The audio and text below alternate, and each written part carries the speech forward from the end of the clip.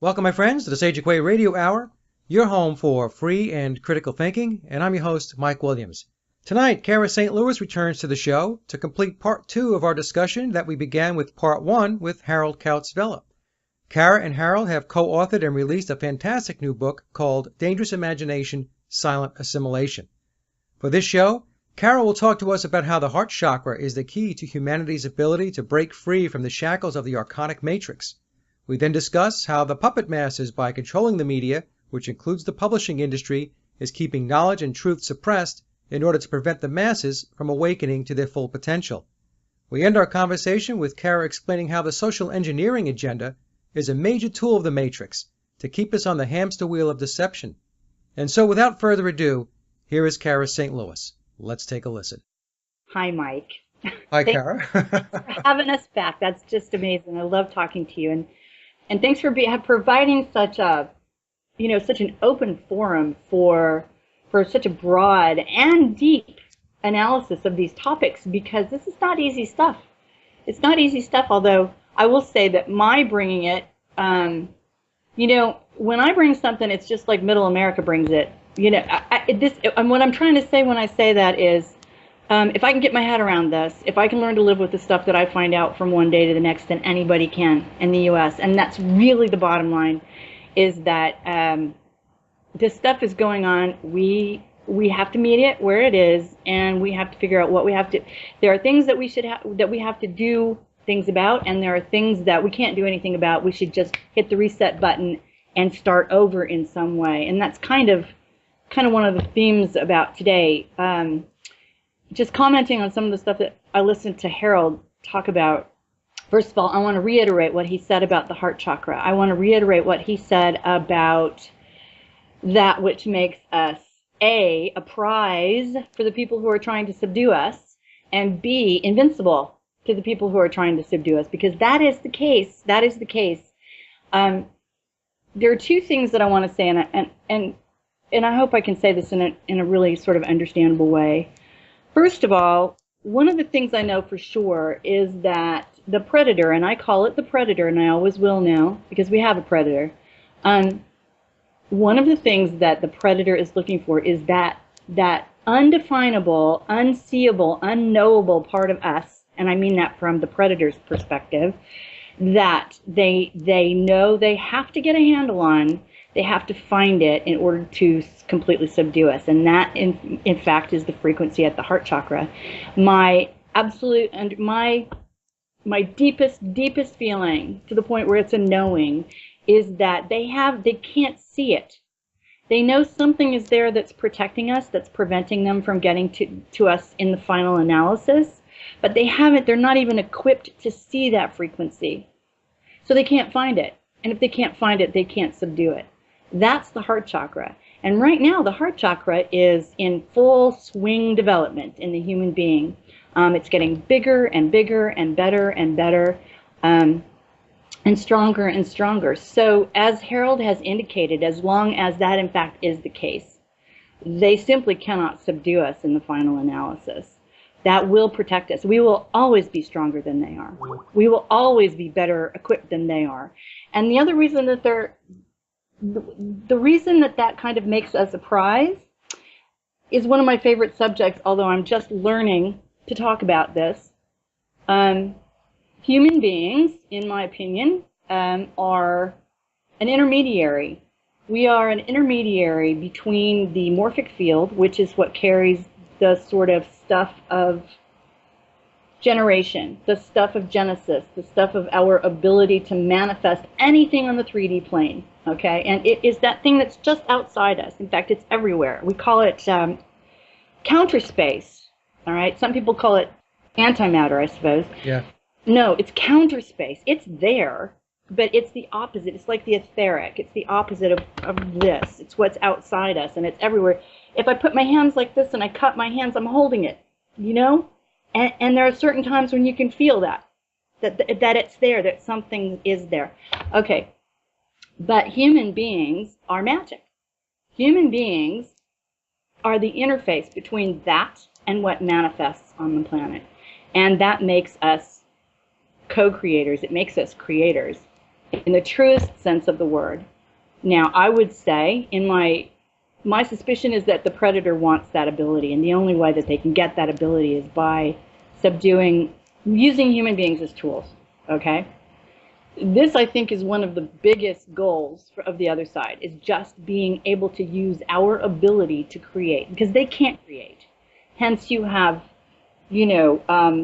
copies, you have clones, you have trees that aren't really alive, you have, sort of the astroturfs kind of things that, that are almost alive, that continue to be created, but they really aren't the genuine article, and only human beings can facilitate the genuine article. Now, we can leave out the religious connotations of that. That's not what I mean. It's not really a part of this discussion right now. I'm simply talking about, if you will, the creator endowed ability of human beings to manifest, materiality in 3D. We can do that. We are co-creators. Now, the heart chakra has a lot to do with that, I think.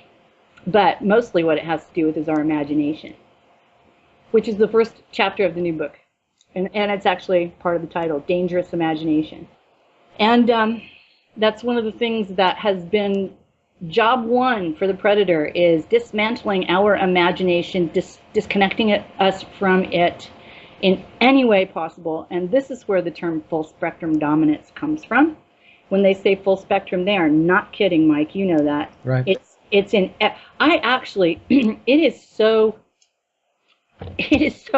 pervasive, this thrust to get us in any way that they can. I actually just stopped using laundry detergent in my clothes. I use Indian soap nuts now, because the Club of Rome, if you go back and read their sort of manifesto, which I think, did it come out in 1960? Something along those lines. It was decades ago, yep. Yeah, decades ago, saying we're going to get them in every way we can. It's going to be, their clothes are going to be poisoned. Everything that's around them is going to be a poison. And that's exactly what's going on. So this is another thing that, people out there, when they're listening to stuff like that, probably thinking, oh God, I just can't hear stuff like that. That's just too much. But the reality is. Or they don't believe it. No, they don't believe it.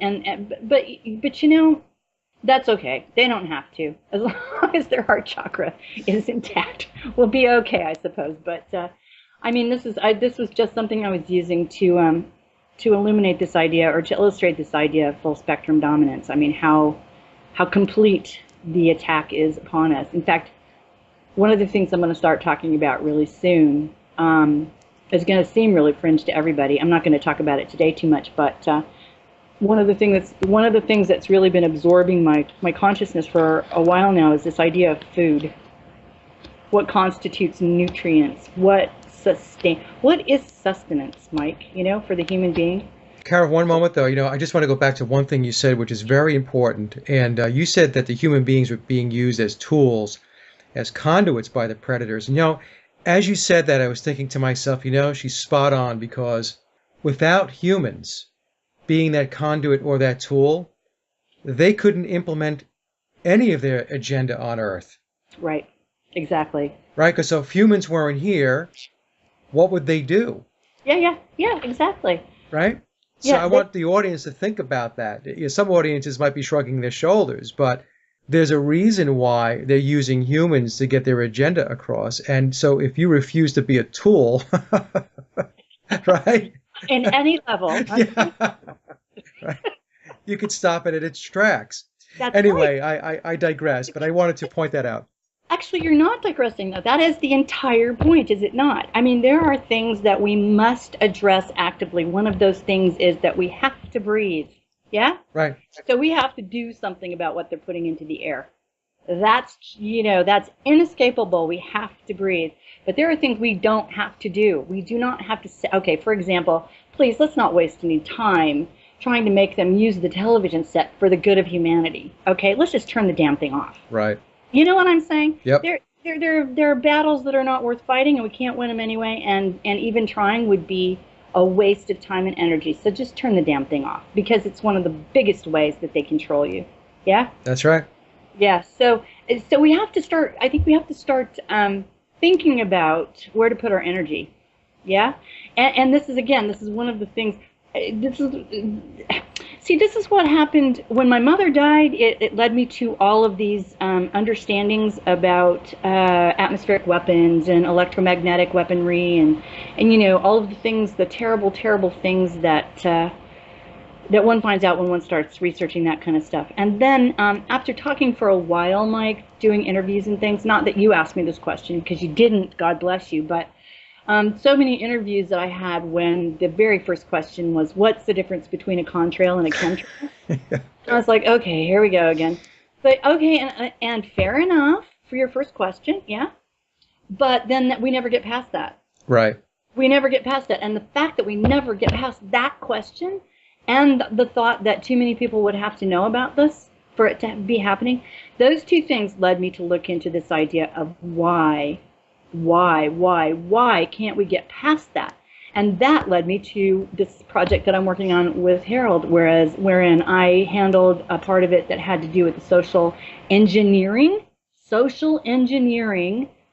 only dealing with the 20th century. It's been going on forever, but you know what? I don't care, because we need a chunk of time we can deal with. Right. Yeah. A starting point. I mean, a starting point. I don't care what happened. I mean, I do care because it's in the book briefly, but it doesn't help us right now in a practical boots on the ground way for me to talk about Plato for the next 2 days. Right. You know? No. What helps us with boots on the ground is to say, okay, 20th century.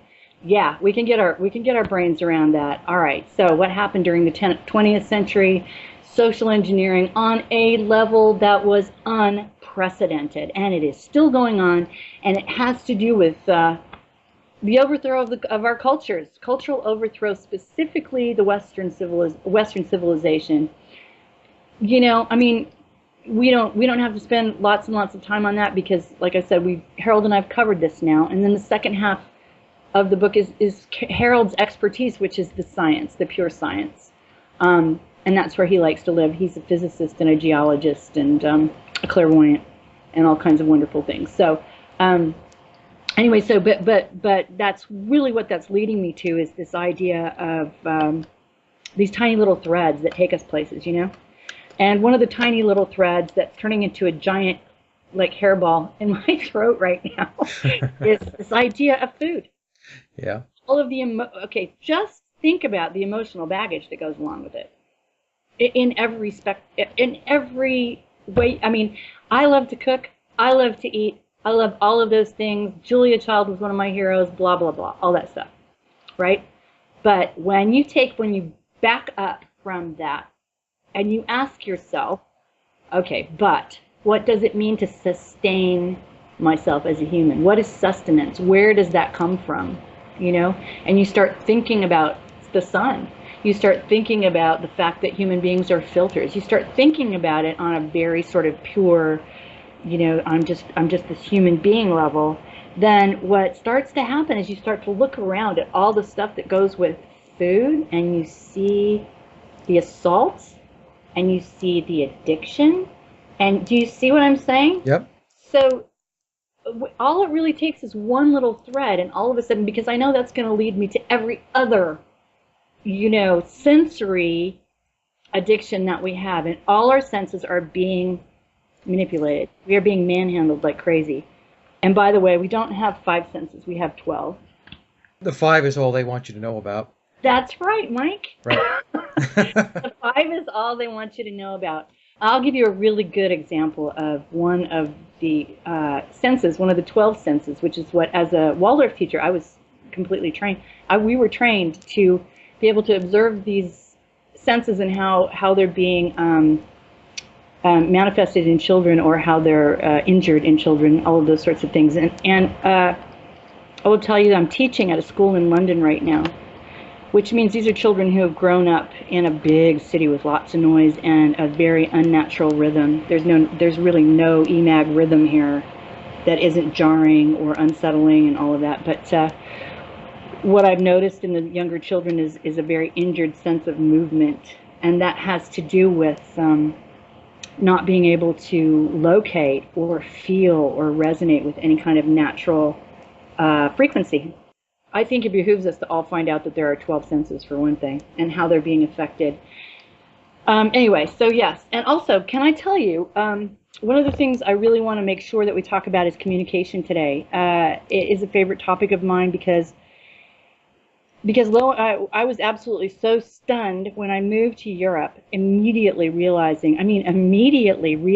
what we don't get to hear in the United States. Yeah. Yeah. Yeah. Because we're completely cut off from all America. Listen to me right now. Listen to me. You don't know what's going on. They are not telling you. They are not telling you. They're keeping all of it from you. And you think you do, but you don't. And it becomes patently clear the minute you step off American soil, especially, I can really only talk about Europe because that's been where I've lived for the last 3 years. But I will tell you, my daughter came to visit me not too long ago, my 20-year-old, and we went to France. And it's one of the first things she said to me, Mom, what? Because we were even just sort of, we were sort of switching through what I would call, a couple of the more slick offerings from the alternative community, which is RT and Al Jazeera. You're never really quite sure as they get slicker and slicker, and as you start seeing Larry King show up on RT, you're like, I don't know. Right. But just what was coming on through those venues, her chin was on the floor, Mike. She called her dad.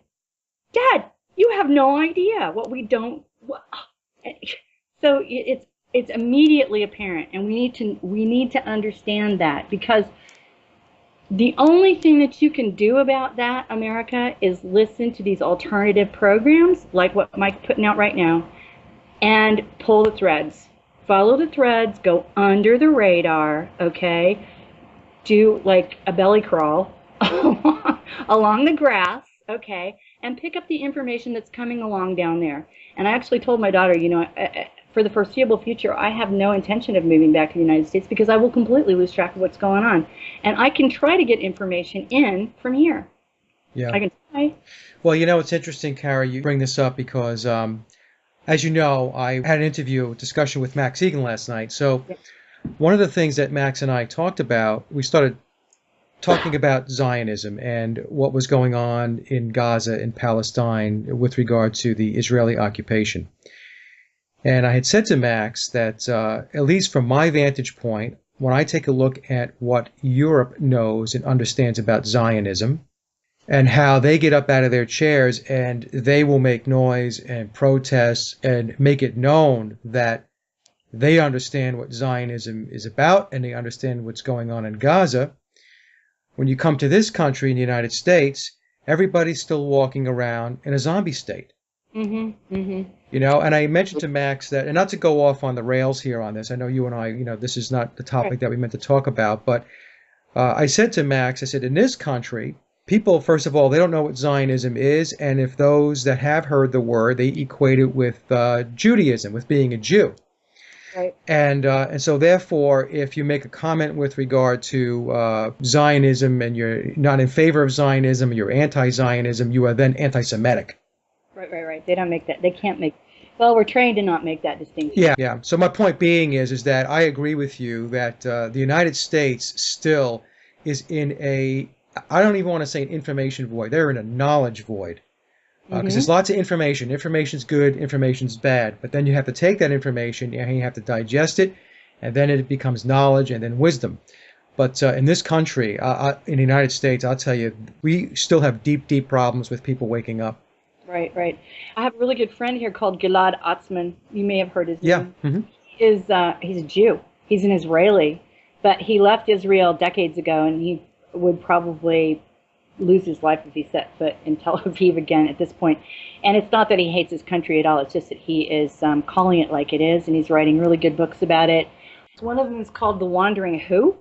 And if you really want to know some stuff about separating Israel and Jewish identity politics and Zionism and getting really clear on that, I recommend Gilad's book. That's Gilad Atzmon, Atzmon.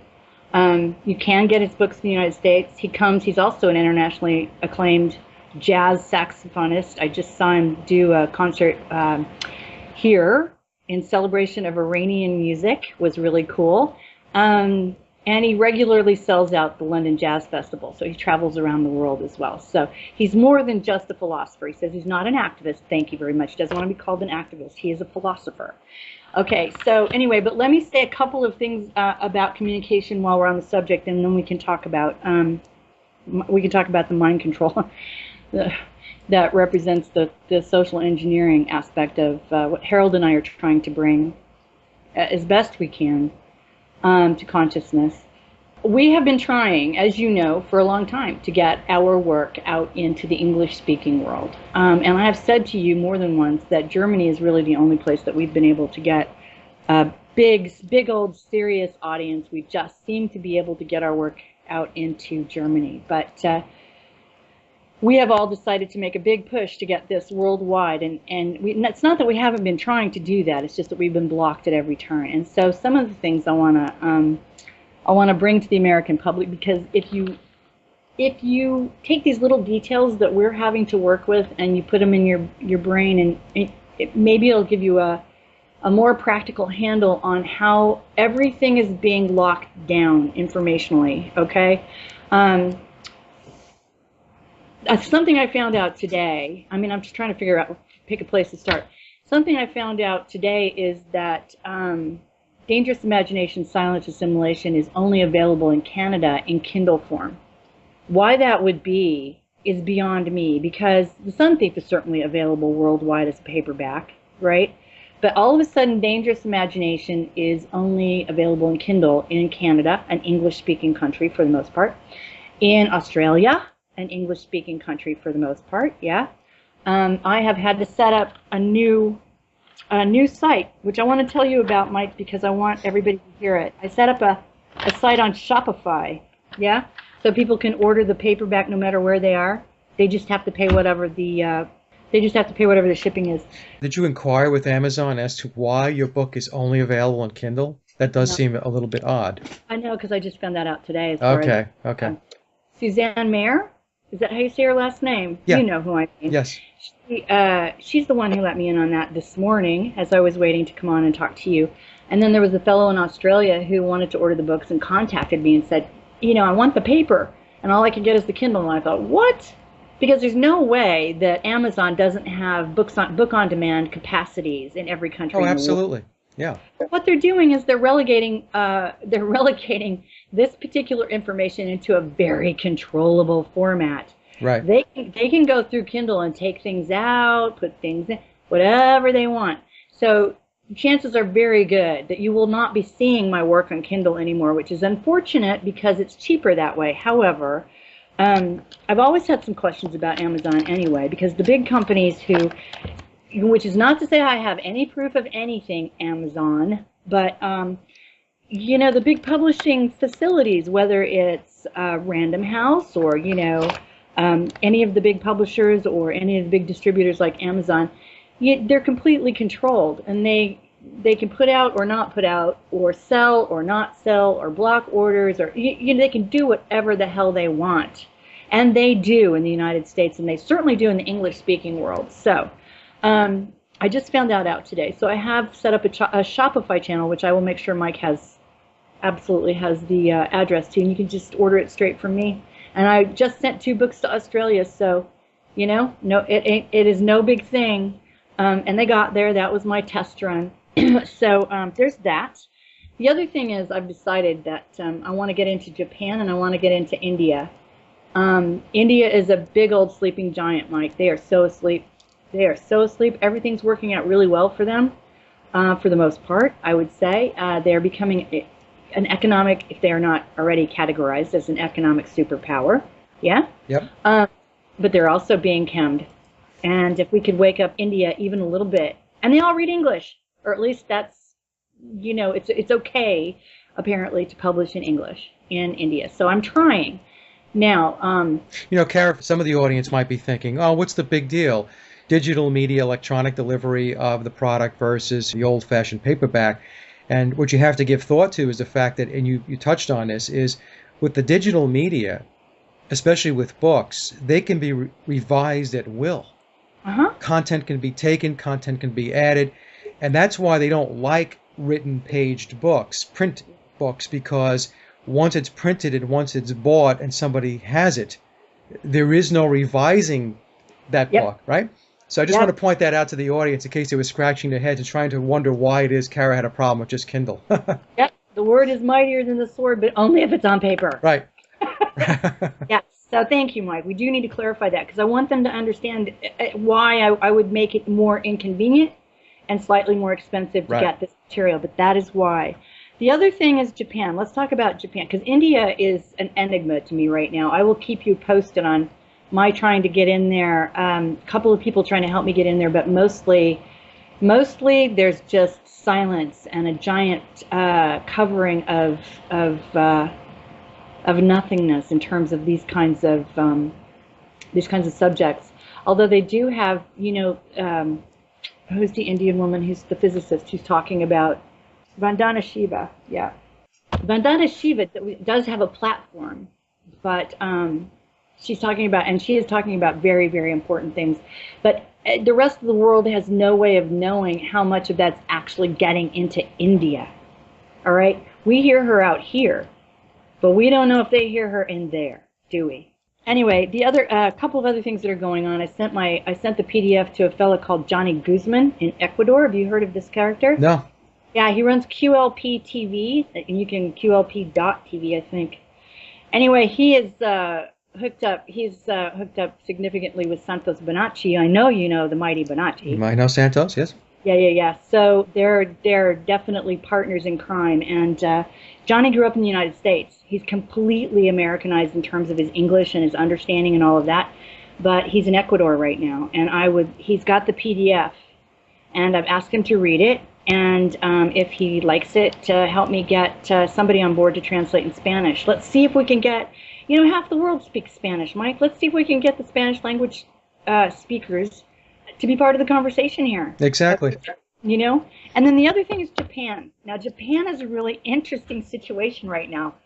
I have to tell you, this is intriguing. This is intriguing, and this is cloak and dagger stuff all of a sudden, because I'm friends with Ben Fulford, thanks to a connection I had through Veterans Today, and then subsequently when I was working for the People's Voice, I was trying to get him on, and that's a whole other story. But yeah, so I contacted Ben and I said, look, I would really like to get this book into Japan. Do you have any suggestions? I just wanted some hints, And he said, okay, I know a publisher who handles, I know the publisher really, who handles this kind of stuff. I'll contact him. So he did. And then I didn't hear.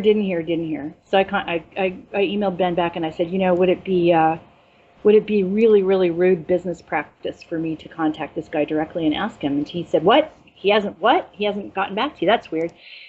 So he went back to his emails to find out what was going on. And every one of the hundreds to thousands, I suppose, of emails that he'd had back and forth with this guy over the years had disappeared from his email account. They were just gone. So he comes back to me and he said, it looks like somebody doesn't want this book out in Japanese, in Japan. So let me call him and see if we can clear this up. So he did. And then I got this email from someone. I'm going to say someone because neither Ben nor I are really sure who it was. So you can't verify who this person actually is. Got this email, back and forth. Oh, Mr. Ishii doesn't speak English and blah, blah, blah. So I'm his go-between and, send me the information and the, blah, blah, blah, blah, blah. And I'll ask him. Okay. So I did. And a couple days later, less than 48 hours later, really, he said, oh, well, I've run this by Mr. Ishii, and he has said that, this is not right for his audience. And I thought, oh, bummer, because, if Fulford can't help me on this one in Japan, I don't know who can, right? So I was talking to several people about this, you and Harold and a bunch of people, and I thought, I'm going to ask Ben I'm going to send him this string of emails and see if he thinks it's legit, and then I'm just going to drop it and try to get somebody else on it. I sent it to him this morning or last night. I get this email back saying, wow, this looks really suspicious. This does not look legit. So he's calling Mr. Ishii again to find out if, in fact, this guy was his representative. This kind of thing, I hate to say I enjoy it, but on some level I kind of enjoy it. Yeah. That's all I really want. In the end, all I really want is for all of this information to go far and wide, yeah? In as many countries and languages as it takes to get the 100th monkey thing going, because all we really need is enough people to know, yeah? Right. And since they're keeping us out of the English-speaking world, America, and Canada and Australia. By the way, Duncan Rhodes is supposed to be reviewing this book for Nexus when he gets time, but he's really, really busy, so I'm awaiting that with bated breath, and I hope that will help in Australia and New Zealand. But anyway, all we need is critical mass. We just need critical mass, and then it's in the field, and if we know, everybody knows, and the job's done, yeah? Yeah, get the momentum going, that's right. And we can get on to doing other stuff. You know, it's interesting, Cara, you talk about Japan. Didn't Japan pass legislation that says you can't talk about Fukushima? I don't know. Did they? Yeah. So if you criticize Fukushima, I mean, you could go to jail. So Yeah. it doesn't surprise me that, you're trying to get your book published there, that there might be some roadblocks. And, I want to also tell the audience that for some that think that, this is just wild conspiracy theory where emails are purged or there's deception with regard to the chains of communication trying to get to somebody. I have two examples, really good examples. I interviewed, as you know, David Icke and earlier last year and Jordan Maxwell last year. And the whole time I was had the discussion, the interview with David Icke, somebody kept futzing with the Skype. And I actually had to go back and I had to redo everything that I had said, the questions and the comments I had said with David, because what was going on was they were essentially turning off me. Okay? So when I went back and listened to the recording, I heard David, Oh, man. but I couldn't hear me, or it was very, very low in the background. So I had to go in and I had to recreate the questions and comments that I had to David. So I actually had an interview with David Icke. And there was another time with Jordan Maxwell when we started talking about certain topics that got into extraterrestrial types of threads, where all of a sudden the entire Skype connection just got obliterated with buzz and noise, and we couldn't hear Jordan. Yeah. And so this stuff happens, and somebody could say, well, Mike, that was coincidence and everything else, but I don't know. You've had it happen to you. It's happened to me. We just had it happen twice between you and I. Yeah. They let Harold on, but every time I tried to talk to Mike, they shut off my Skype. So I luckily had my husband left his computer up, and I was like, because I've got to get to Mike now. But no, it just happened twice. Every time I started to talk to Mike, they shut off, they 86 my Skype. And I know it's Mike because I went over to my husband's computer and called my Skype from my husband's computer, and it was fine.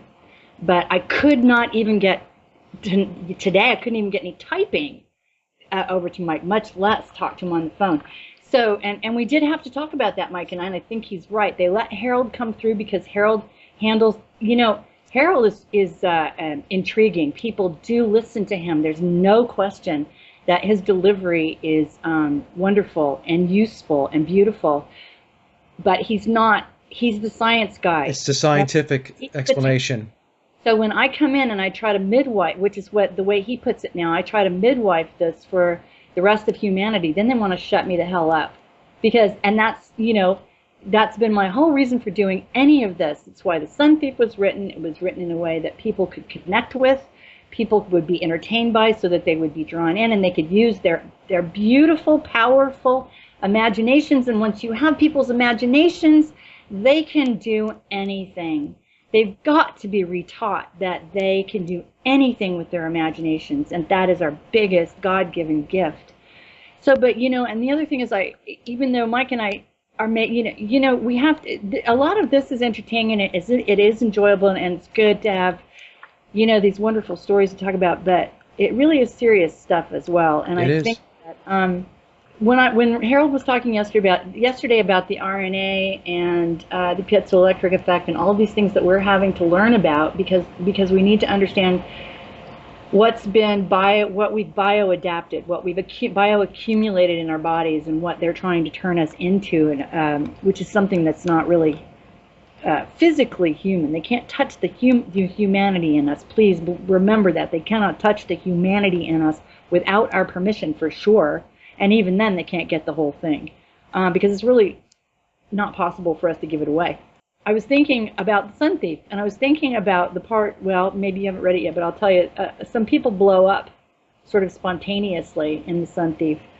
Soldiers and, well, pilots. And that's not a lie. That's not conjecture. That's not science fiction. When you're talking about altering us at a cellular level and being able to, assassinate us in that way anywhere on the planet, that's possible. Spontaneous combustion. Yeah, spontaneous combustion, it happens. And the interesting thing is, when I was writing that book, I was just writing the book. You know what I mean? I was just sort of reliving what I was going through, reliving what maybe I thought maybe had led my mom to be in the position that she was in, and then making some wishes for the future about how I was hoping things would turn out. And as my friend Harold says, we do not write fiction. And he's right, we don't. See, look at that. That just made me tear up. But we don't. Right. We write what they're telling us to write. We're being helped all the time. We're being helped constantly. And so all we have to do is just trust it and do what's in front of us to do. I used to ask one of my spiritual teachers, okay, so now I know all of this stuff. What am I supposed to do? And she'd say, well, you're doing it. You're doing it right now. You're just living your life. This is what you came here to do, so just keep doing it. Believe me, it'll be put in front of you to do whatever it is that comes next. There's no avoiding it. So. Well, we all think that we should be doing something bigger and larger and more impactful. I look at it this way, Cara, and I'll say this quickly because I know you have a lot to cover here, but if I can touch one person, you can touch one person, then now instead of one of us, it's two of us. And if those two people go out and touch a person each, then it's four. It's the exponential growth that we're looking for, So you're not going to move mountains by yourself. You do, like you said before, we need to get critical mass. Then we can move the mountain. Yeah. I mean, I don't have to tell every single person on this planet this story. Right. I just have to tell enough people this story. Exactly. And have I told you the story briefly because it fits with this theme? Have I told you the story about the guy standing in the rain in Rostock? No. Okay, I got to tell you this story because this goes right to this theme of touching one person. There are these things in these events in Germany called the Monday meetings, which is a Monday demonstration that they've sort of broken out all over the country, and one of them was held in Rostock, which is a shipping town in northern Germany, as the best of my geographical knowledge will tell me. And somebody showed me this video of this one lone fellow standing in the darkening gloom of a winter evening in Rostock at one of these Monday meetings under this umbrella, talking to whoever was there in the square on a Monday. And lo and behold, Mike, and I swear I almost cried, he pulled out the Sun Thief. Wow. In German, and he started to read. All right? Now, one guy, God knows where, clear across the world, right? This is the one person, if you think about it, that's been touched. And there he is standing there, one guy, all by himself, saying, you got to hear this. Right. Standing in the rain under an umbrella on the North Sea. I mean, you cannot not fall in love with humanity, with human beings when you see stuff like that. Yeah. Are we not amazing? We are amazing when we want to be. We are the most amazing creatures. We can also be dolts when we want to be, so. Absolutely we can. Which takes us to this idea of social engineering. I mean, I don't want to bore people. I don't want to, because I've already put it in a format that's not boring elsewhere. But the reality is, before World War I began, there was a plan in effect to socially manage the world, for lots of reasons. Some of them are economics, some of them are for sheer power, some of them are just because we're dealing with psychopaths.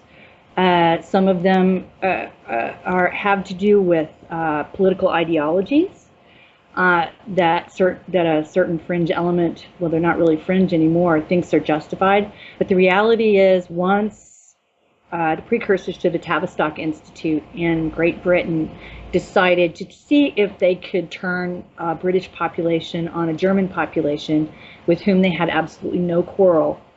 And in fact, they managed to do that, and they managed to set up a situation where they were tearing each other limb from limb for no reason. They knew that they had unlocked some secrets to our psyche, and that they could convince us to do things that we would not ordinarily do. And once they had that in the bag, boy, did they run with it, you know? The Tavistock Institute became an entity with more than 3,000 arms worldwide. And they're called different things. The Institute for Social Research. Kurt Levine in Michigan started something, I can't remember right offhand what it's called. Sorry to say, but there's the Rand Corporation. There's the New School was actually the New School went to the Frankfurt School, but it kind of all became the same giant octopus. Even if they compete with each other, even if they think that in the end one will dominate the other, it's really all the same octopus. You've got the Tavistock Institute, and not too long, and that, by the way, really got going in 1913, which is a huge date. That's also the date that the Federal Reserve was begun. What a shock. Yeah, I mean, it's all, look at 1913, look at 1919. These are two hugely important dates. Also, 1933, especially for the United States. But then there was the Frankfurt School, and the Frankfurt School started in Germany, yes, but it was a collection of Bolsheviks. It was a collection of people who ended up calling themselves Freudo-Marxists. And they were people who took the failed Bolshevik revolution, the thing that tried to happen in Russia and really didn't completely happen, and they wanted to foist it on the rest of the, particularly on Western civilization. And friends, that's still what's going on. We are still heavily under attack from the Frankfurt School. They call themselves the Institute for Social Research. That's one of the things the book covers. And, you know, full spectrum dominance is their description. It's their job description. We're talking about entertainment. We're talking about music. We're talking about overlaid culture. We're talking about the destruction of the nuclear family, which was a really, really important thing for them. In fact, that happened almost immediately. The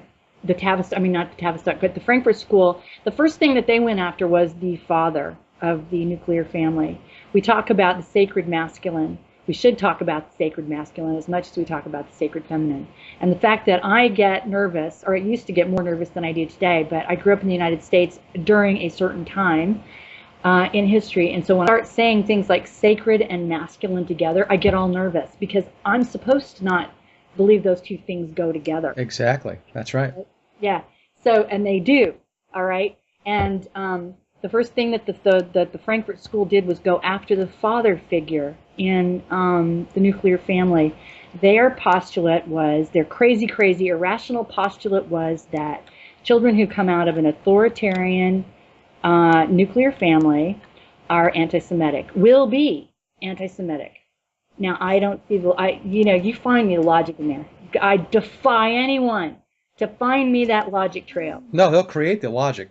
Yeah, they have the premise, now they'll create the logic. Exactly, there is none. So The first thing they did was get rid of the dad, make the dad the bad guy. And 100 years later, we're seeing Homer Simpson on the television and all of those things. That is still in full swing. The destruction of the male human being as a figure of any respect or authenticity or value in the human makeup. Yeah. So then they went after the sacred feminine, the mother. So and the thing is, once they got the mother out of the home working, because economically it had to be that way, and because we were trained to believe that if we didn't leave the home, that we were fools. There was something wrong with us for wanting to raise children and be in the home, as if that was an illegitimate choice, is as legitimate as anything else. Then the children were very, very vulnerable. And when there's a vacuum created like that, because you get rid of the mother, you get rid of the father, then the military can step in, then the government can step in, anybody, the schools especially, can step in loco parentis, and you've got Institutions raising your children, telling them what to think, okay, and what to do. And that's what's been going on for the last 100 years. They've been raising human beings to follow orders. They've been raising human beings to be little tiny cogs in wheels, okay? And all of this was in the best interests of the industrialists and anybody else who wanted to control humanity. And so all of this came to a head in the 20th century. And that is the answer to the question, frankly. I mean, we're talking about behaviorism, we're talking about Taylorism, we're talking about education stemming from the Prussian education system. All of these things came together to make us people who would do a couple of things. First of all, not only would we allow ourselves to be gassed from the sky, but we would willingly do it to each other because we were convinced that we were doing a good thing. Yeah? Mm-hmm. It is just that we're letting it happen to us. We're doing it to each other. That's number one. All right? And number two, we became people who continue to ask questions like, couldn't it just be a contrail? Okay? I mean, there is a mechanism, a behavioral mechanism in place over us now that keeps us on a mental hamster wheel. We can get off that. I don't want to continue to use words like can't, okay? We absolutely can get off that because the moment you know that, you just step back. You just step right off of that. And then suddenly you're seeing all of the ways that your thinking is controlled, your thinking is conditioned, and all of it resonates as in an addictive way. Yeah. Well, it's interesting, Cara. Once you look behind the curtain, this is what happened to me. Look, I was never into all of this. I was, chugging along on the hamster wheel like so many other people for so many years. And I really can't pinpoint the exact moment in time when I decided that for whatever reason I was going to peek behind the curtain. Right. And the thing is, once you take a peek behind the curtain and you see the Great Oz, you never go back to the way you used to think. Right. Because once you become aware, all that cognitive dissonance and that apathy, denial, it goes away. All of a sudden you realize you have been duped and manipulated since the day you were born. Right. Right. And then as Harold will say, you end up with a vast sort of collection of people who the next thing they say is, well, what am I supposed to do with this information? Right. That's right. Right. Fair enough. Yeah. So that's really something we have to start talking about, Mike. What now? Okay. All right. Well, let's talk about the sacred ancient lifestyles that maybe were ours until 100, 200 years. I mean, we can't talk about history. They make that up. We don't know. We don't know what's happened before. Anything that's happened outside the realm of what I'm looking at right now, they're manipulating. All right? So you cannot know that 100 years ago things were not utopian. You can't, because they might have been. They're just rewriting history. It's all a lie. Yeah, it's all a lie, and they're rewriting history to herd us into the little channels that they want us to be in. So let's assume, I am inclined to assume that there is a sacred human lifestyle that's well within our reach. And all we have to do is identify the addiction to their nonsense, how that manifests itself, and step away. We can put down the toys and step away. We can. And when you say to yourself, oh, I can't turn off my TV, guess what you're looking at? What are you looking at, Mike? You're looking at an addiction. Exactly. That's right. That's what you're looking at. So you have to understand that they've addicted us to just anything that comes to us through those particular five senses. All right, let's just talk about the five senses, although there are many more than that, but they've narrowed in on those particular senses, and they've really, pinned things to us through those senses. One of the things we can talk about is food. All right, I mean, think about that. Think about the television. Think about music. Think about movies. I can't go to a movie anymore because all I see is the psyop in front of me. Yeah, it's the predictive programming. It's all their symbolism. It's all of that mind control nonsense when you go to the movies. So we have to figure out what is instead. What's instead, Mike? And I think we shouldn't be afraid of that, although I would assume there's going to be some fear surrounding that because we don't You know, we don't remember. But if you're old like me, And you me. yeah, you can remember being 5 or 6, yeah, and Yeah. just being out on the street in front of your house, being a hooligan, and the world was your oyster, yeah. So try to think back. I mean, the younger folks are at a disadvantage here, which is what makes it so important that we stop it in its tracks right now, because they don't have a point of reference like we do. We remember other things, even though we've never really been out from under this whole thing. I do remember glorious running around on the pavement, when it was 100 degrees and my feet were burning, and you know, and my trike was really cool, and the sky was blue, and That's right. there were snapping turtles in the road, and those sort of halcyon days, if you will, are in our memories, and so we know that something else, quote unquote, something else, is easy. Well, Something is right there. that's an excellent point, Cara, because if you go back 50 years, a half a century, I'm the same age as you, so I have the same memories. And somebody could say, well, the Matrix has always been in place. You're just having fond memories, whatever it may be. And my response to that is no, wrong. Yes, the Matrix was in place, but in the 50 years since the time when I was a kid to now, it has grown into a beast. It is a monster today. When I go back as a kid, I remember my father worked, only my father worked. He made Right. enough money so that we had our home. We lived up on Long Island. Mom was a homemaker, which later on was vilified as something that was subservient to being a human being, that being a homemaker was something that you shouldn't aspire to.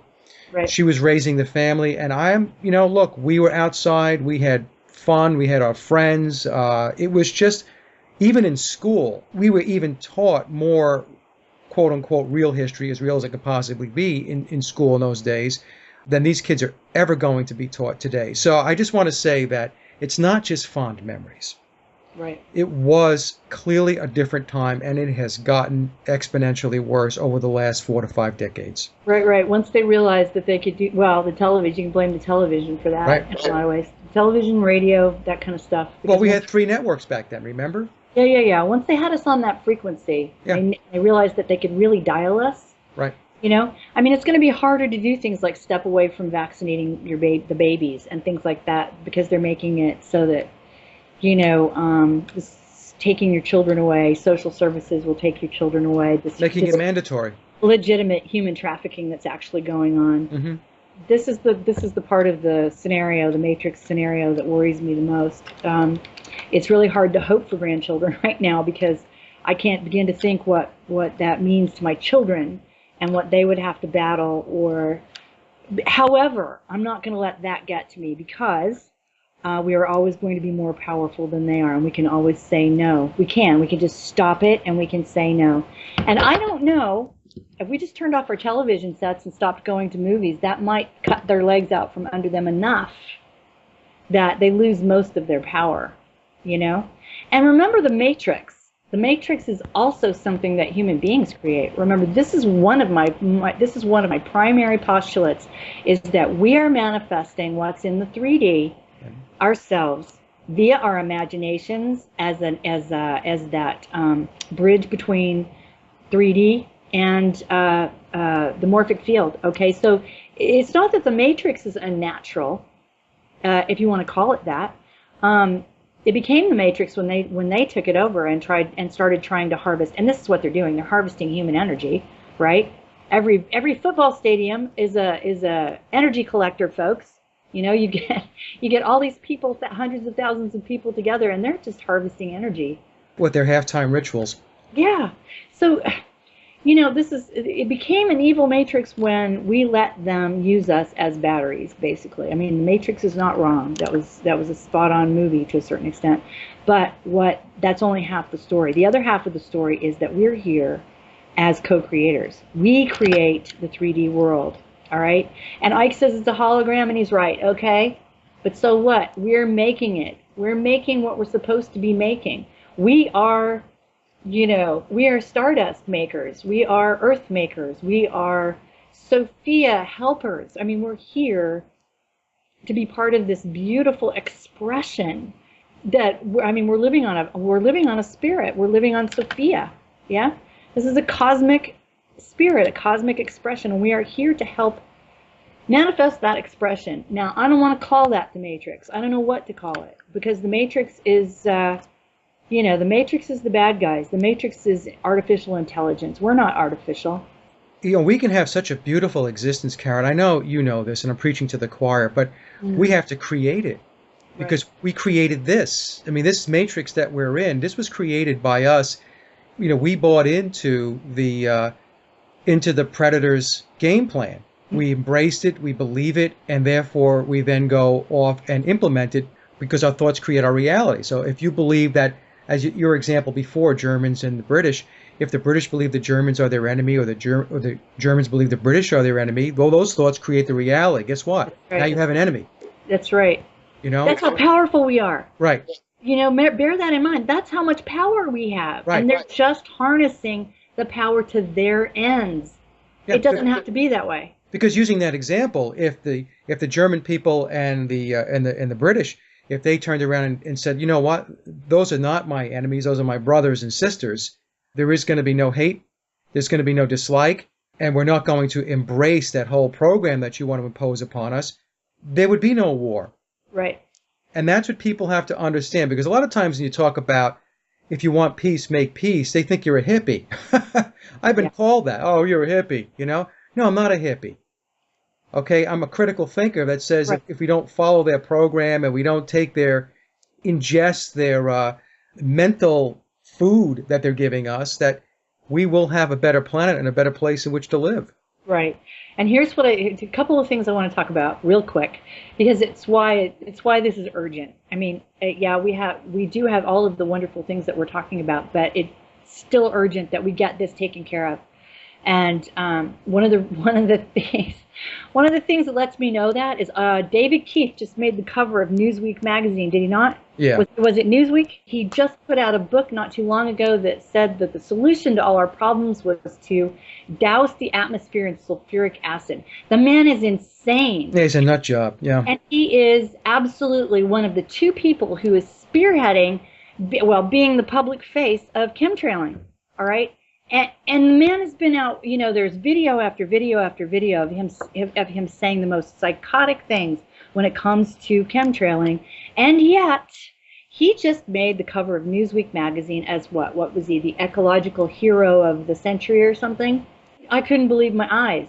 So this tells me that now is the time. Now, when something like that can happen, we got to get our boots on the ground and get it straightened around. We got to get it straightened around right now. And the other thing is, our children face a dichotomy that is absolutely crazy. On the one hand, I'm convinced that the generation that is here to take care of this problem in ways that are very, very specific. That means they are under absolute physical attack by the other side. So they're suffering like crazy. And they don't have the reference point. So they could get lost in the illusion very, very easily, because they don't have the anchor that we have, which was remembering 50 years ago. Okay? We have to help them help us. And we have to do it now. Okay? The best thing that I can say is get this information that people are trying so desperately to give you. I don't care who you get it from. But there are people like myself and like Harold and like Mike and other people who are trying to put together cohesive, easy to understand, real pieces of information that will help you unplug from the viciousness of this matrix, yes, so that you can help yourself.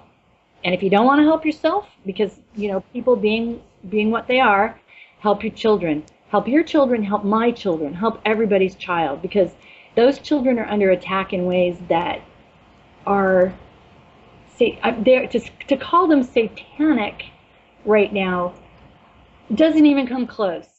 It doesn't even come close. I'm positive that in the United States, the information that children are being sold, killed, sexually assaulted by the hundreds of thousands, you're not getting that information in the States, I don't think.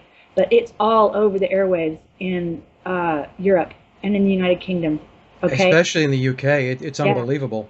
Yeah, our children are being tortured. Our children are being destroyed.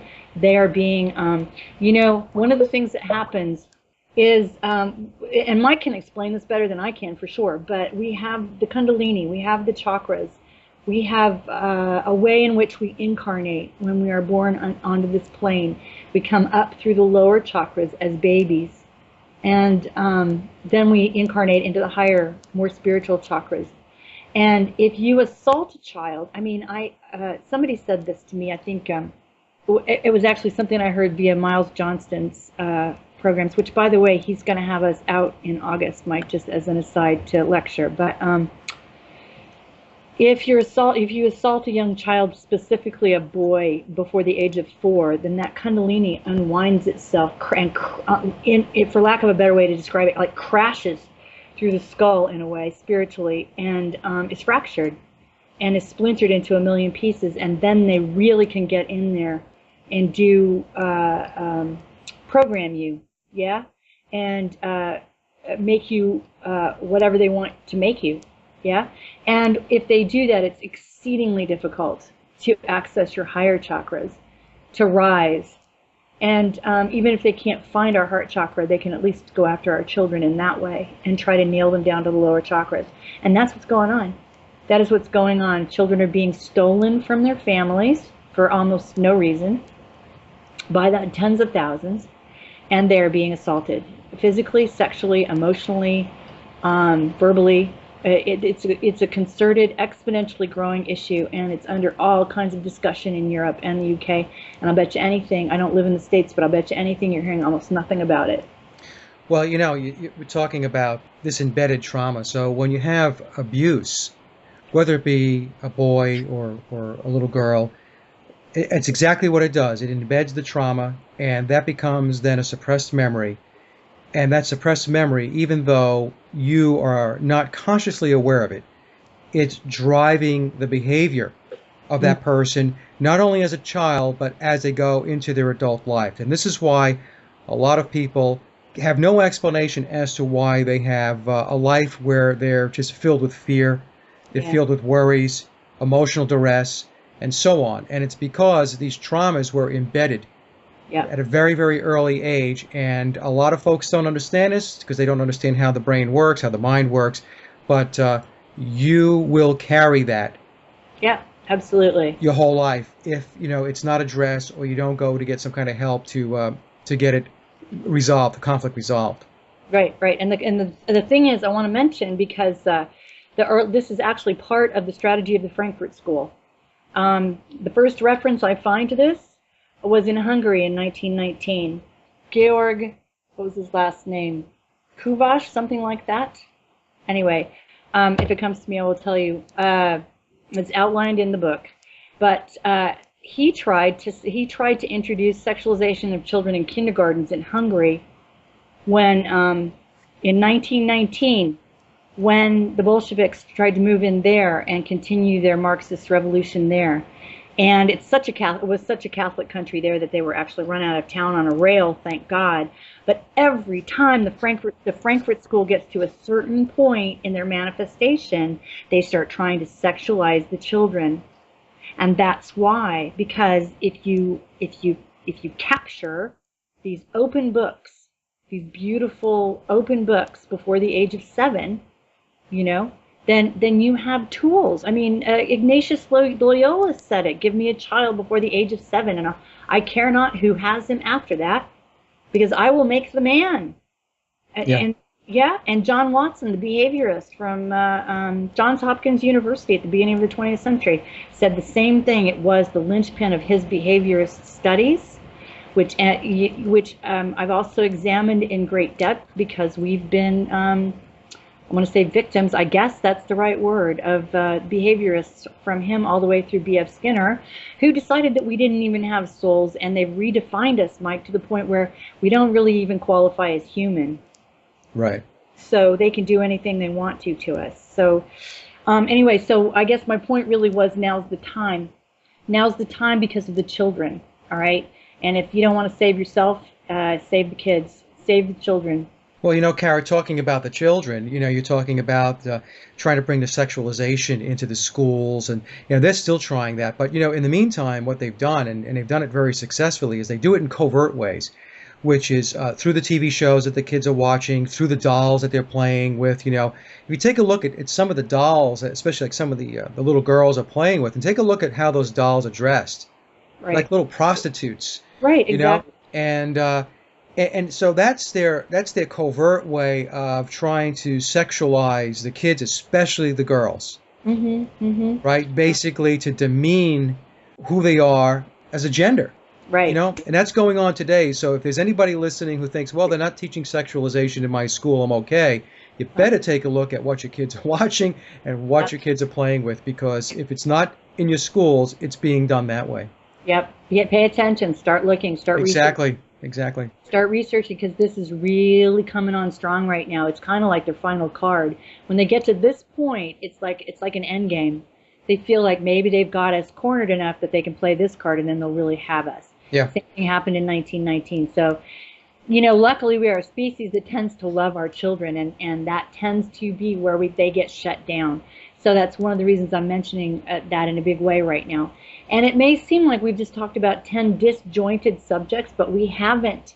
It all goes together. It is full spectrum dominance. So turn off your television set. Start trying to stop going to movies until you understand what it is that you're looking at. I'm not saying that film as an art form is 100% bad. I'm saying that it is used against you all the time, okay? Start reading books again, please. All right, books, words on paper. Start talking to each other.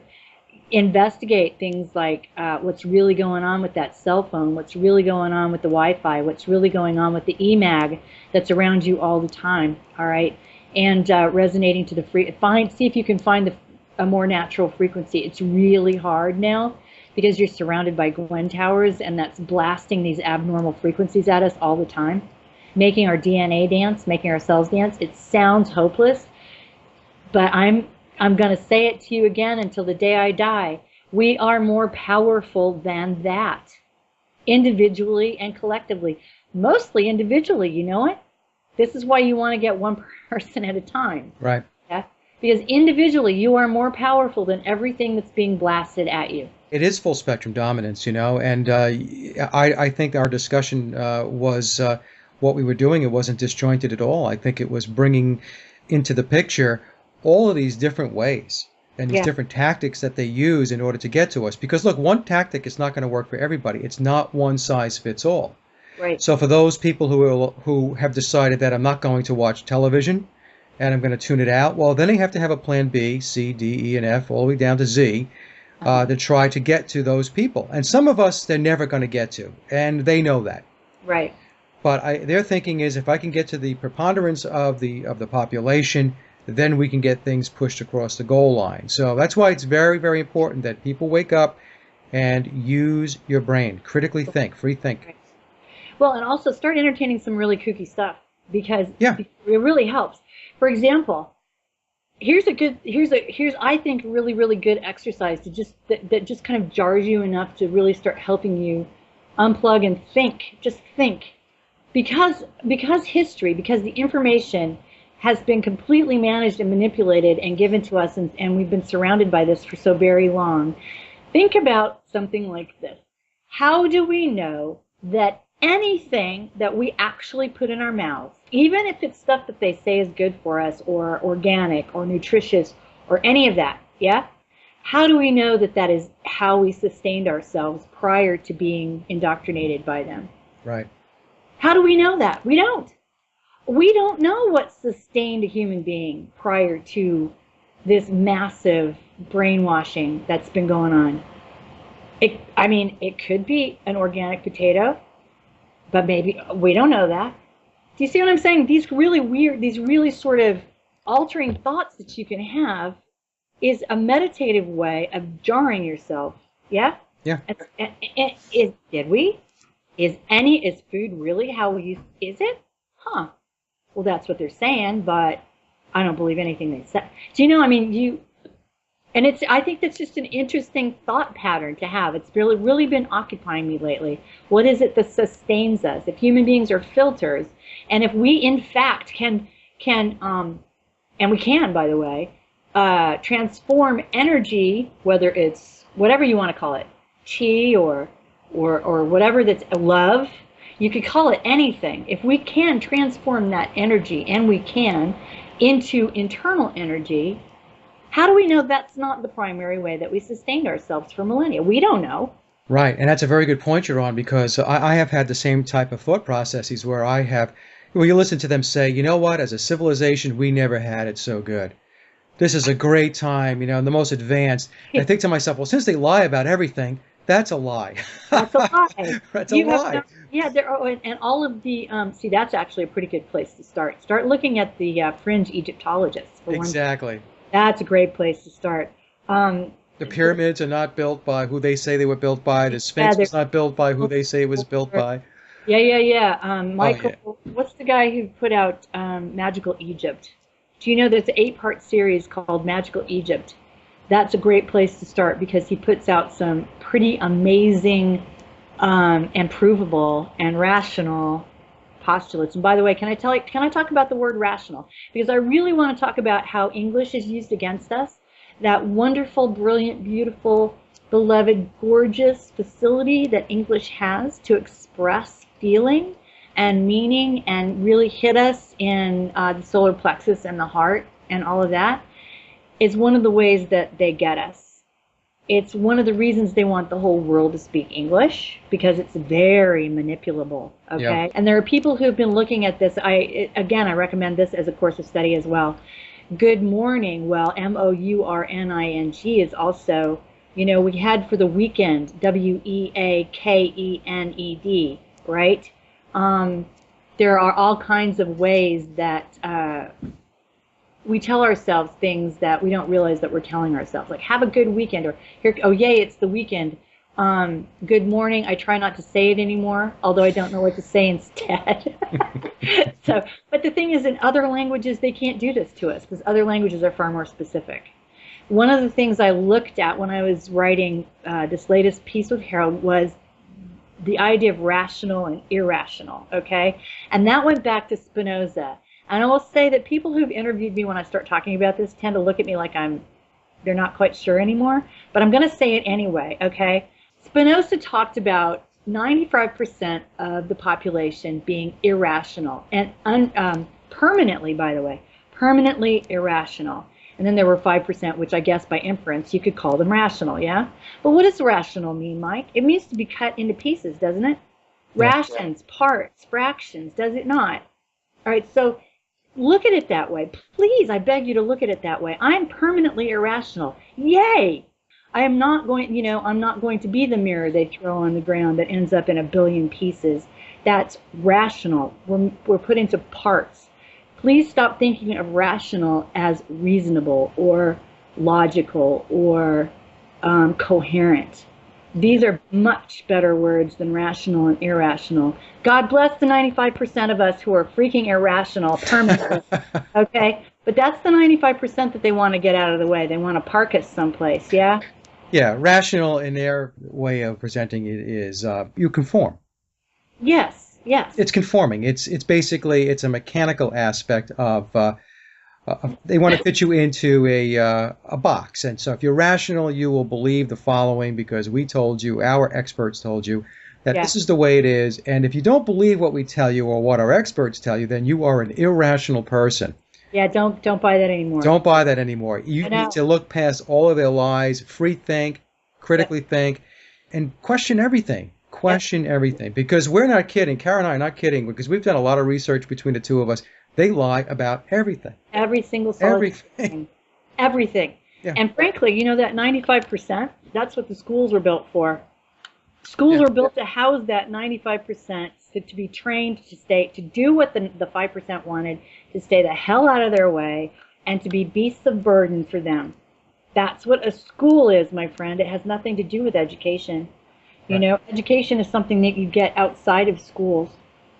So bear that in mind as well. And I'm a teacher, okay? I want to tell you I'm a Waldorf teacher, which I highly recommend in terms of an educational paradigm that actually teaches children to think about things in context and keeps the right and left brain talking to each other. It was invented in that one of those massive years, 1919, okay, by Rudolf Steiner, who actually said, this is an antidote.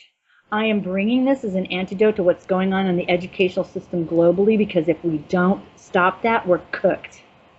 Okay, now maybe he at 1919 didn't use the word cooked. Okay, I'm using the word, but that's exactly what he said. If this doesn't stop, it'll be the end of us. Okay. Well, the schools, we talk about the schools, and they're indoctrination and entrainment centers. That's what they are. And like you said, it's to take the 95% and make sure that they don't critically think. Right. Because if schools were really about education, they would teach you life skills. They would teach you about nutrition, how to grow food, how to build a home, how to work with electricity, and along with, math and stuff like that. But when you take a look at what they teach you, they don't teach you any of that stuff. Nope. None of that stuff. Nope, and it's getting worse. And that's to keep you reliant on the authority system that's in place for those types of things. So if you want nutrition, you rely on authority to tell you what it is to eat. You don't have to grow your own food. You know why? You can go to the store down the block and buy all your processed GMO garbage, and you can eat that. You don't need to know how to build a home or how to repair a home. You don't have to know anything about electricity or plumbing or any of that good stuff, because you know what? There's going to be somebody else that's going to be able to do that for you. Yeah, we want you just to be a cog in the wheel. We don't want you to be smart. We don't want you to think. Like George Carlin had said, we just want you smart enough to work the machines. Yeah. That's all. That's all we want. Yeah, and people are afraid. They panic because they think if the children don't go to through university, they won't get a job. That's not true. That's absolutely not true. I was, in fact, okay, first of all, before I forget, I want to say that if you want to know more in depth about what's up with American education, you need to read John Taylor Gatto. John Taylor Gatto, one of my all-time favorite talkers and discussers about the American education system. You can watch him. He's got lots of videos out on YouTube, and it is worth spending a week with him, especially if you've got children. But certainly if you've been through school and you want to know what's going on with the education system. He was one of my major research pivots for my work. So there's that, number one. And number two, can I just tell you, one of the things, because we're talking about education, and one of the things that they will try to sell you in the world today, particularly in the United States, is that if a child isn't plugged into a computer by the time it's 4 or so, then, employment in the future is absolutely out of the question, and they'll never catch up, and they'll never, compete, and blah, blah, blah, blah, blah. Remember that one? Yep. That's still going on. So I'm taking a bunch of prospective parents around the school that I teach, which I do periodically, and give lectures on each class grade level and what happens in each grade level. And it just occurred to me, and I was having this discussion with the parents, when was the last time you were in a job interview and someone asked you if you had now were you on the computer by the age of 4, Mike? Because we really couldn't possibly hire you if you weren't on the computer by the age of, it's all bullshit. Yeah. It's absolute crap. No one cares whether you were on a computer by the age of 4. They want you on the computer by the age of 4 because they can make you that much more passive. They can derail your neurology, the things that should be developing on a human level that allow your capacities to unfold. Yeah, they pump their propaganda into you. Well, there's that. Plus, it really boils down to neurology. They can short-circuit the neurology that's supposed to be unfolding by plugging you into something that does it for you. Right. Okay, and so you're really, and even even such lovely organizations as the American Academy of Pediatrics, which would rather probably be boiled in oil and tarred and feathered than disagree with the powers that be, has said, look, that's bad for your kids. Don't do it. It's bad. All right. And I will tell you as well that there is a Waldorf school in Silicon Valley. Do you know about this particular school, Mike? No, I don't. Well, there is one in Silicon Valley, and you guys look this up online because they've put out a 15-minute video. They send these guys who work in Silicon Valley at these computer companies, they send their kids to Waldorf schools where they do not come into contact with computers until they're 14 or even older. because they know that that's going to short circuit their imaginative qualities. They know that they're going to get people who can think on both sides of their brain if they keep them away from that technology for as long as possible. And they admit it. It's out there. You can look it up online. The Waldorf School, Silicon Valley. You will see this beautiful, 12, 13, 14, 15-minute video that they put out. Those guys know better. They don't they don't do this to their children. They know they're harming their children. Well, Okay? Steve Jobs had come out, I mean, before he passed away, that he wouldn't let his kids play with computers. Right, because it short circuits the neurology. Right. There's plenty of time, but plenty of time for any of that later. And I had a professor who used to tell me, look, computer's just a dull substitute, really, for capacities that human beings already have.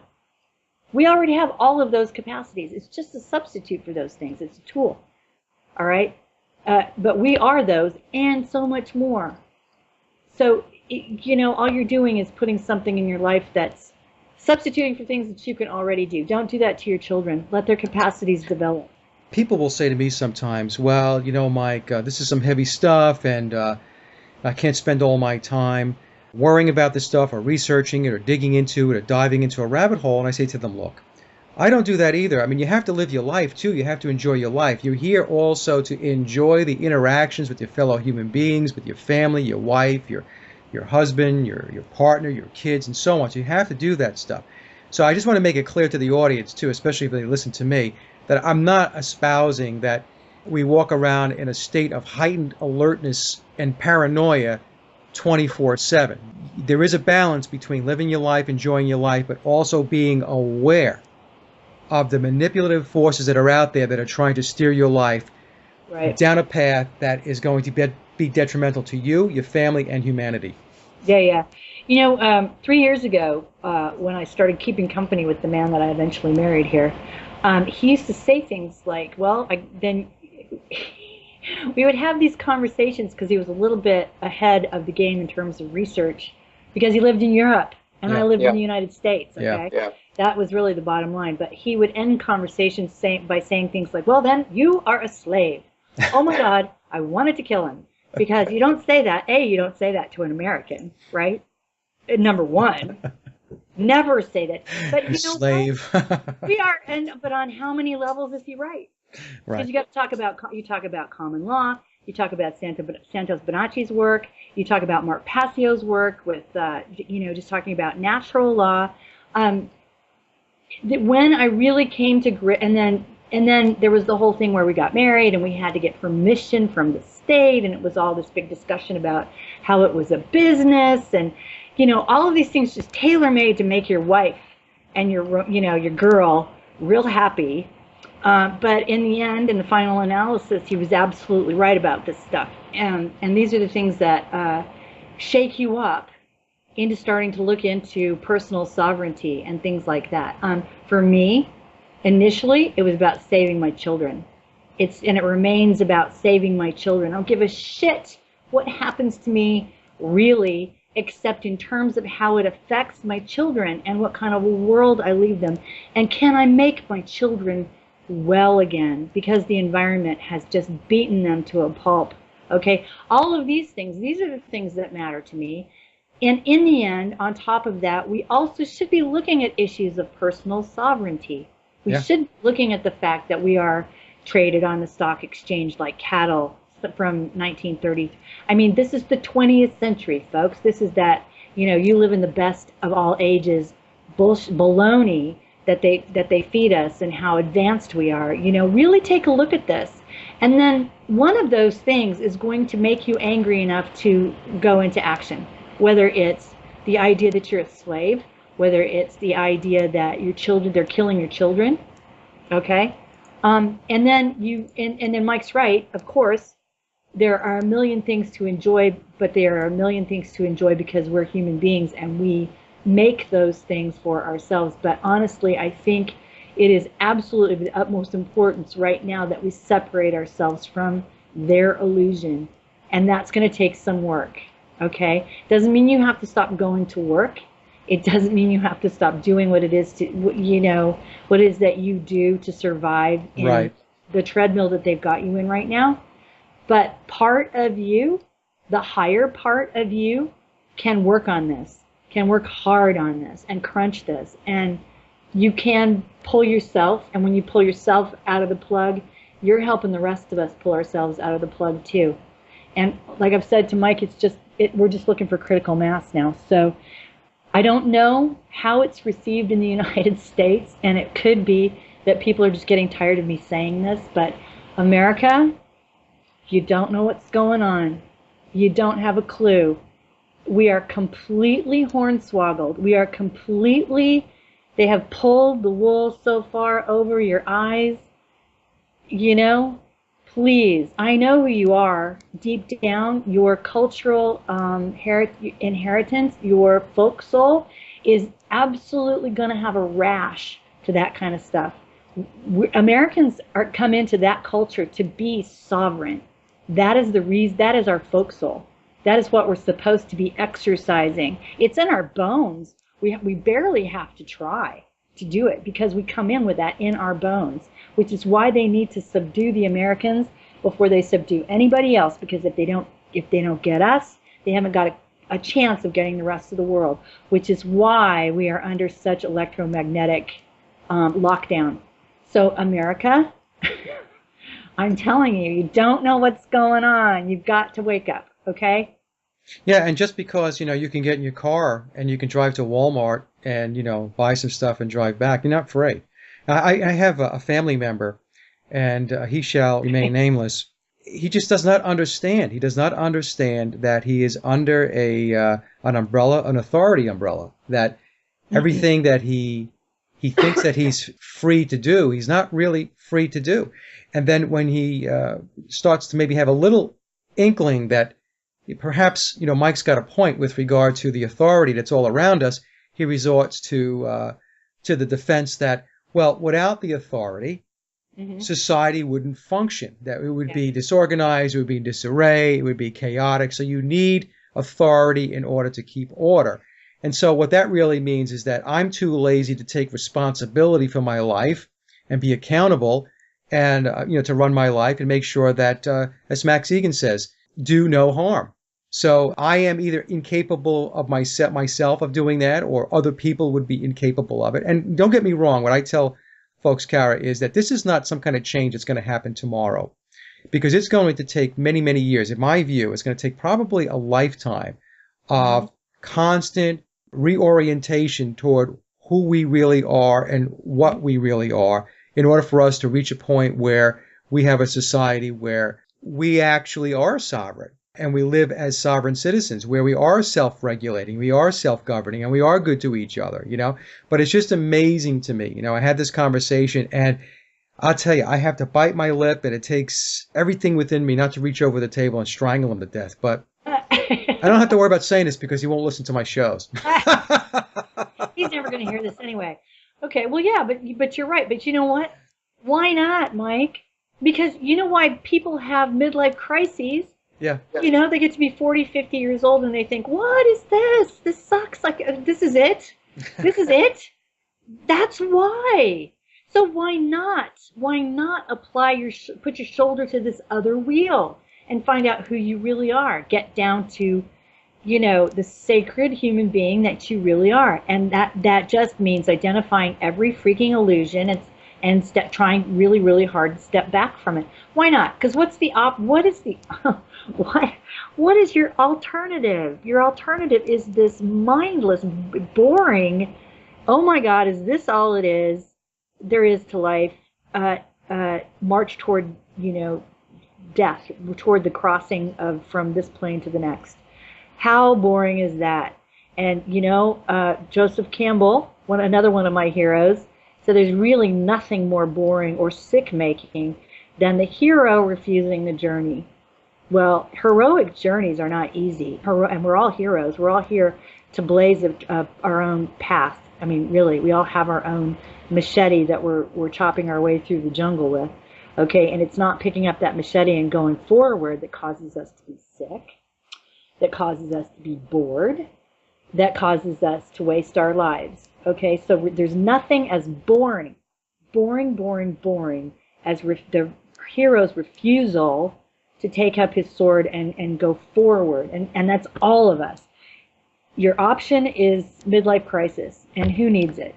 Well, Cara, we're pushing up against the 2-hour mark as usual because We always do. We always do. It's such a great conversation. It's so relaxed, and we get a lot to talk about. Was there anything that we wanted to hit from Harold's conversation specifically? Not really. It was a lot to consume. I mean, basically, my takeaway from part one of this for the audience that will be listening to this, part one, we spoke mostly with Harold and Kautzvella, and he spoke about really new technology that is essentially changing your DNA and your RNA, and it's mind-boggling stuff. And what's really interesting to me is that the level of technology that they have is really beyond comprehension. I mean, just when you think you've read a lot and you think you understand, kind of where they're at with this stuff, then Harold comes on and talks about what he knows, and you realize that it's way beyond that. Right. Way beyond that. And let me tell you something else. Step up, America, because Harold speaks just about every day in Germany because people are ravenous for this information. They want to know what's going on, okay? And he's constantly speaking at conferences or being called for interviews. Okay, this is the stuff that we need to be ravenous for, too. This is the real stuff. This is the information, okay? And as Harold calls it, I think we talked about this last time. He called this the to inform. Well, they're doing it in their own way 100% of the time. So start paying attention to the rest of us who are out there trying to inform you with reality, with real stuff. Okay? Right. That's right. Well, anyway, Cara, so an absolute pleasure. All right. Well, let me know. Let me know what's up. Who else do you have this week? Yeah, Mike, thank you. Actually, Max Bliss is coming back on the show. I spoke to Max Egan last night. Max and I had a very good conversation. It's going to be a bit hard-hitting. We talk about Zionism, and that's always, to some people, not for me or Max, a touchy subject, because of the programming. Who else do we have here? Believe it or not, I'm going to be speaking to a guy tomorrow that has gotten into the flat Earth theory. Yeah, so I heard something about that. It's interesting to me. So I'm not bought into it or out of it. I just want to talk to him to get some information, because that's what the show is about, is just to kind of get some information, get the critical thinking juices going and so on. And who else is going to be coming on? Deanna Spingola is going to come back on. She is fabulous, a fabulous researcher and an author, and we're going to talk about the Holocaust, and we're going to talk about the alternative, version of what the Holocaust was and was not. And that's going to be a very, very hard-hitting show, and it's going to make a lot of people probably very uncomfortable, because it's going to cut across the grain of what people have been told and taught and trained to believe what the Holocaust is. Yeah, you better do it now, though, because it's illegal to talk about it in Germany. It's now illegal to talk about it in Canada. Well, in many European countries, you can't talk about it. You will. There are laws against talking about it. Which, by the way, if there's a law telling you can't talk about something, you should stop and think to yourself, that doesn't quite seem right. Why is that? So you should question that immediately. So we're going to get that show out, and that's going to be. I am very much looking forward to that show, because I think we need to have a very rational, logical discourse on that topic. And I plan on having that with Deanna. Yeah, good. You know who else you should try to get a hold of is this woman called Mel V. Have you heard of her? No, I have not. Well, first name is Mel, M-E-L, and her last name she actually spells V-E. Okay. Type in Mel V and Hampstead Heath, and she will talk forever about what's going on in the UK right now, especially about this Hampstead Heath thing. Yeah. Which was the Christchurch school and those two children who came forward and all of that. She's really doing a lot of interviews right now about that. She is a talk show host anyway. She used to live in London. I think she's South African, but she lives in Holland now. Anyway, you should try to get a hold of her, because America also needs to be slapped around on that one. They need to know what's going on, because it's going on in the States too. It's going on all over the place. All over the place. So, all right, my friend. See you later, yeah? All right, Cara. Bye-bye. Bye. And that concludes part 2 of my interview with Cara St. Louis and Harold Kautzvella. and I hope you enjoyed the discussion as much as I did. Cara and Harold's book, Dangerous Imagination, Silent Assimilation, can be purchased at Amazon.com in both paperback and Kindle. And for geographies where the hard copy version of the book is not available, you can purchase the book by heading over to Indie Kitchen. The link is in the show notes below. Cara's website is Vortex Conscious and Courageous and can be reached by going to vortexcourage.me, where you can find many fine articles, including material by Harold. And as always, I'd like to thank everyone for listening and visiting the blog, Sage of Quay Radio, which can be found by heading over to sageofquayradio.blogspot.com or by visiting our hub website at www.sageofquay.com. Also, if you get a moment, please take a listen to my album, Leaving Dystopia, by heading over to laboroflovemusic.com. And remember, live in truth and always serve creation. It's really that simple. See everyone next week. Be safe, enjoy, and God bless.